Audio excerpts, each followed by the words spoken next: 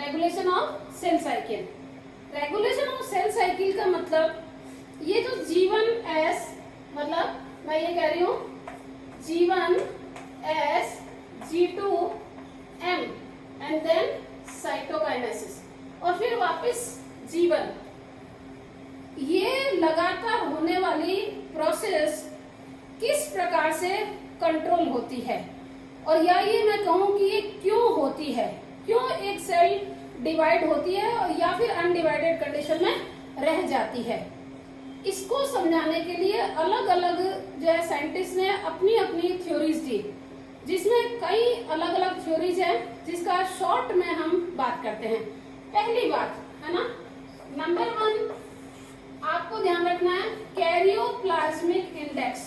Karyoplasmic index और या karyoplasmic theory भी कहते हैं। देखो कैरियोप्लाज्मिक इंडेक्स का मतलब कैरियोप्लाज्मिक या जो है एफिशिएंसी ऑफ कंट्रोल कहते हैं, efficiency of control of nucleus.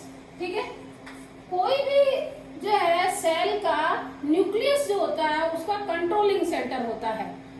तो अगर सेल साइज में छोटी है और उसके साथ उसका जो न्यूक्लियस है वो उस सेल की सभी एक्टिविटी को कंट्रोल कर सकता है, इसका मतलब सेल को डिवाइड होने की जरूरत नहीं है।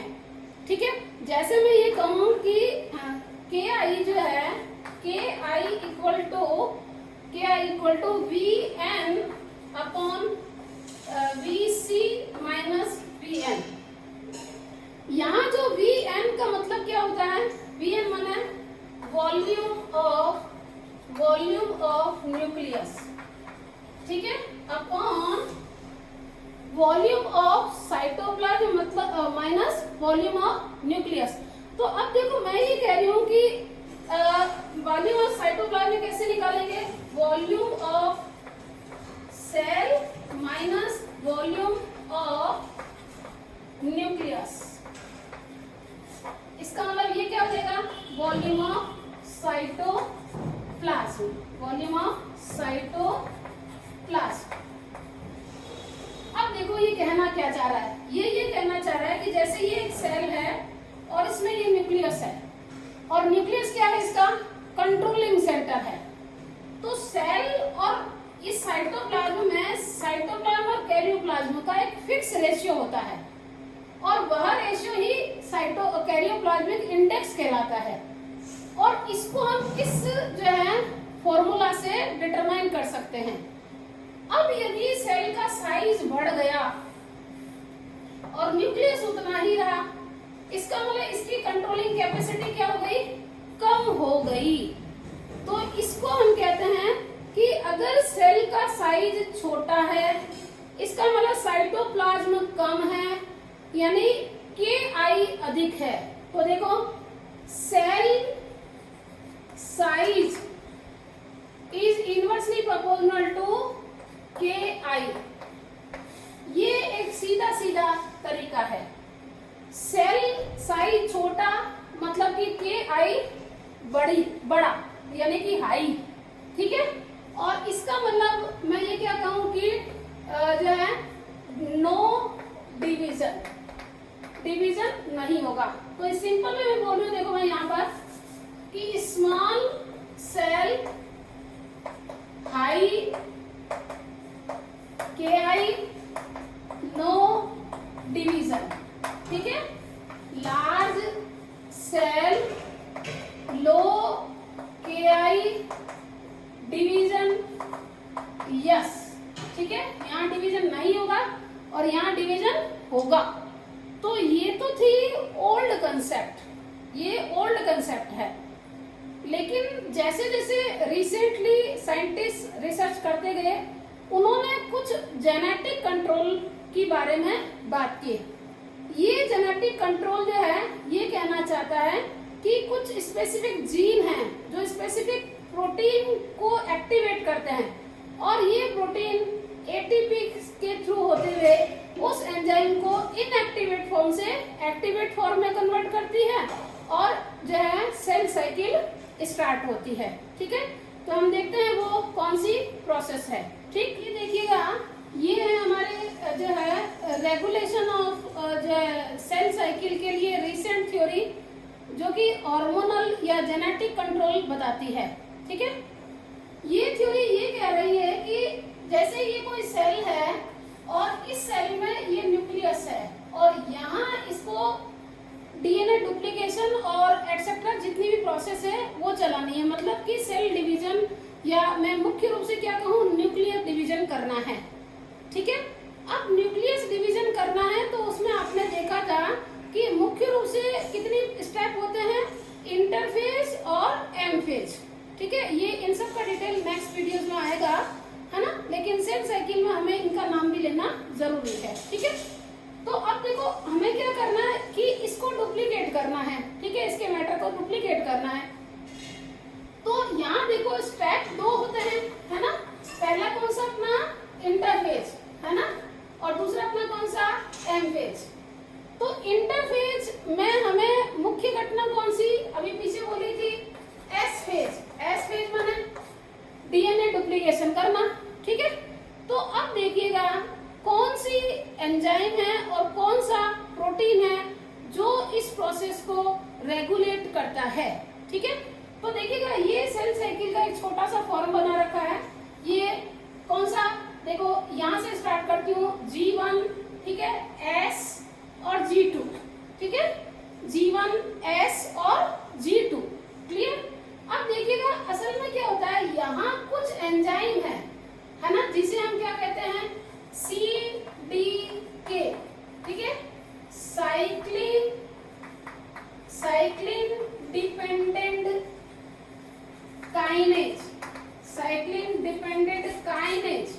ओके, काइनेज का मतलब एटीपी द्वारा रेगुलेट होने वाले एंजाइम। ठीक है, तो ये काइनेज एंजाइम है और साइक्लिन वो विशेष प्रोटीन है जो इसको एक्टिवेट करने में काम आती है।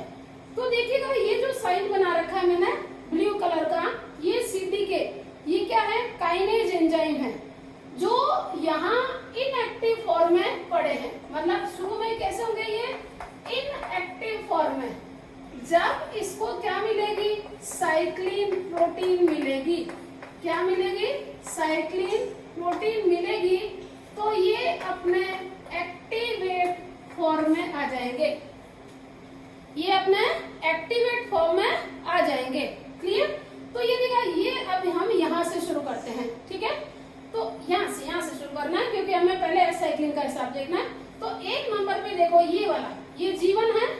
हमने अभी पीछे बोला था कि अगर G1 में सभी एंजाइम प्रॉपर रूप से बन जाएंगे, कौन सा, जो डीएनए पॉलीमरेज एंजाइम, जो है प्रोटीन मशीनरी, है ना, आरएनए, कौन से वाले फंक्शनल प्रोटीन, है ना, ये सब बन जाएंगे। ठीक है, तो उसको क्या मिलेगी, देखो ये एंजाइम तो पड़ा ही था काइनेज, अब उसको क्या मिलेगा, एस साइक्लिन, वो विशेष प्रोटीन मिलेगी जो कि एज लाइक हार्मोन की तरह करती है और जेनेटिकली कंट्रोल्ड होती है।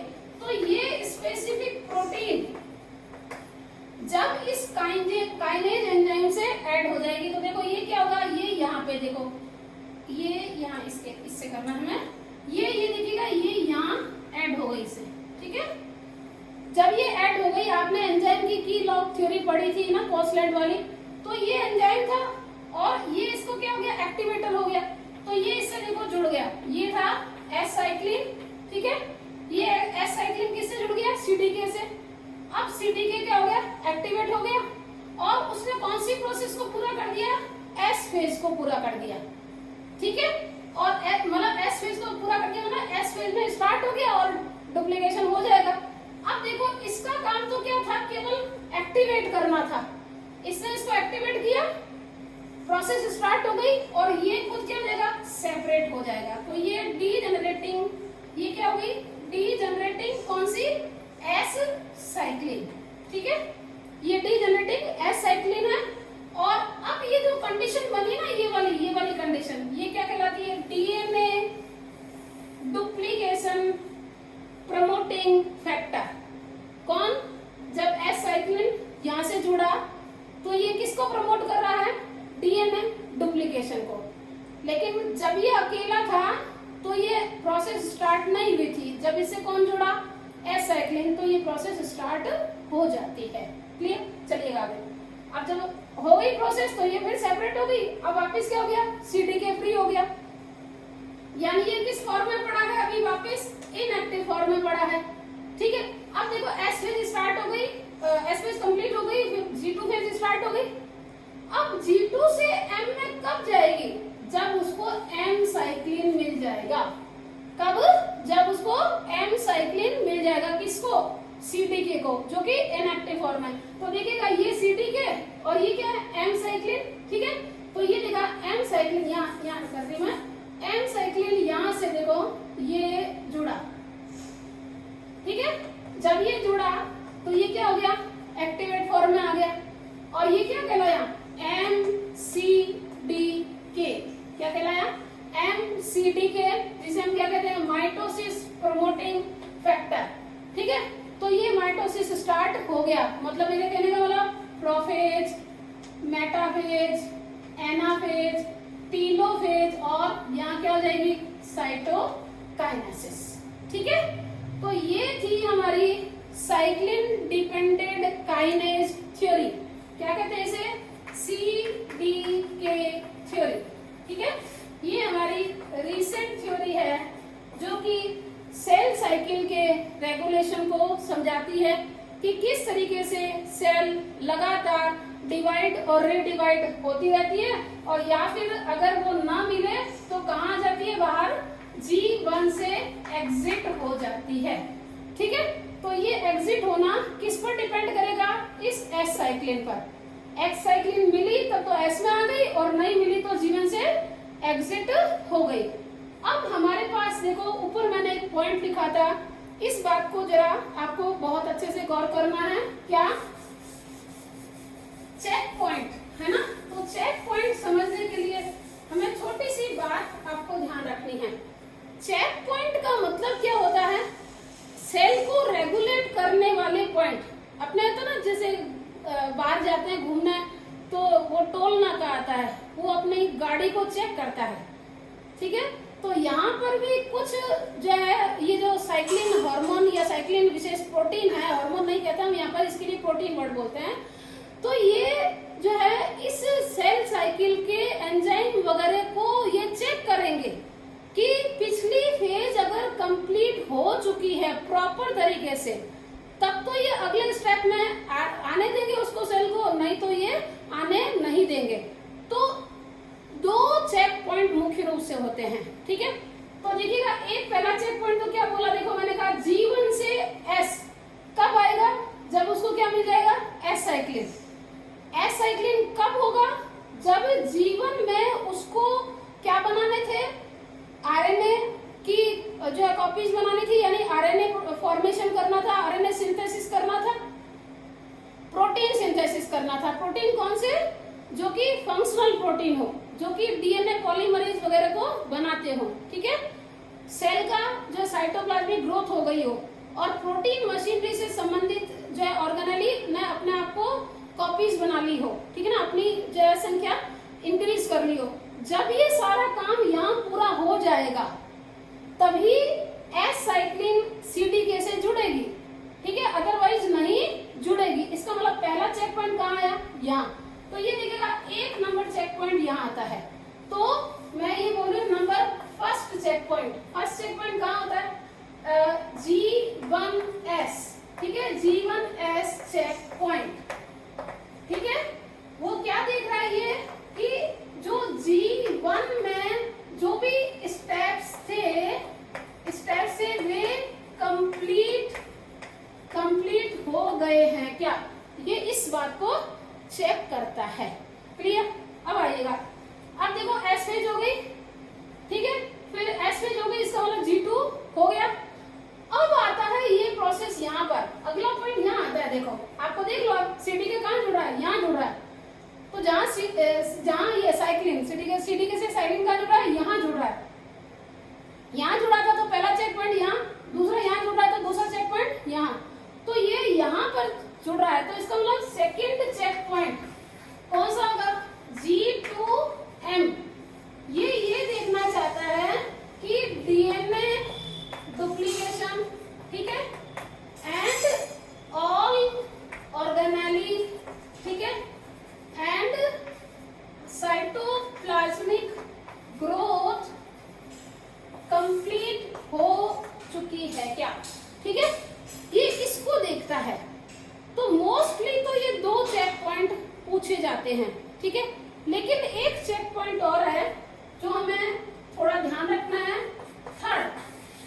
थर्ड चेक पॉइंट ये है जिसे MA है ना, मेटाफेज एनाफेज के बीच का चेक पॉइंट। यहाँ ये मैं जब सेल डिवीजन में कैरियोकाइनेसिस कराऊंगी ना तो वहां आपको समझ में आएगा, लेकिन मैं यहाँ पर बता देती हूँ बस, खाली ना समझ में आए तो टेंशन नहीं कीजिएगा, आप अगला वीडियो जब आएगा तो आपको आ जाएगा। तो ये चीज देखता है कि ये एम फेज में जो अपना न्यूक्लियस इस तरीके से सेट होते हैं ना, एक मिनट ये देखेगा, ये यूं बना देती हूँ मैं,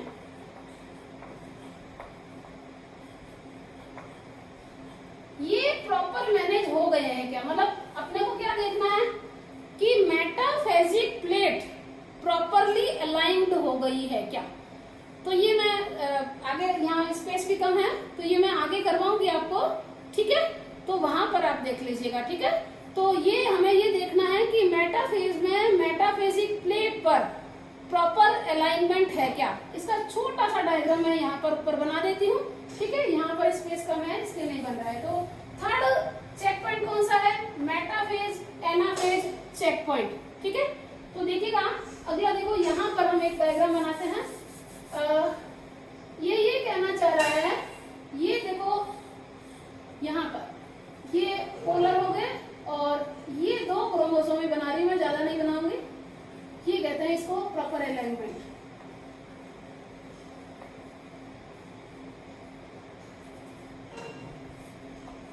ये देखिएगा मैंने 2 ही क्रोमोसोम लेकर यहाँ बात को पूरा किया है, ठीक है। अगर ये ऊपर नीचे होते तो प्रॉपर डिस्ट्रीब्यूशन नहीं हो पाता है, तो इसको कहते हैं प्रॉपर अलाइनमेंट। ये हमारा क्या होता है? थर्ड चेक पॉइंट, ठीक है। तो इस तरीके से ये सेल साइकिल का पार्ट पूरा, ठीक है।